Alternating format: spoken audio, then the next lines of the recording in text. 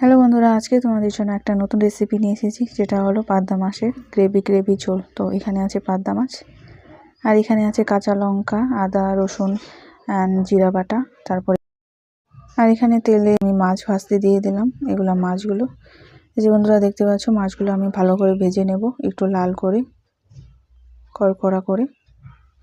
এগুলো মাছ একটু বেশি না ভাজলেও চলে, বাট আমার মাছগুলো ভাজা হয়ে গেছে অলরেডি। এখানে আছে পেঁয়াজ রসুনের পেস্টগুলো, আর এখানে আমি কড়াইতে দিয়ে দিলাম কাঁচা লঙ্কার ফোড়ন, আর তার সাথে দিয়ে দিয়েছি আমি এই যে মশলার পেস্টগুলো। তারপরে এখানে আমি সব কিছু দিয়ে একটু হালকা গরম জল দিয়ে দেবো বন্ধুরা। জল দিয়ে একটু কষাতে থাকবো, কারণ জল যদি না দেওয়া হয় তাহলে মশলাটা জ্বলে যাবে, তো একটু সেন্ট ভালো হবে না। তো আমার মশলাটা একদম ভালো করে কষানো হয়ে গেছে।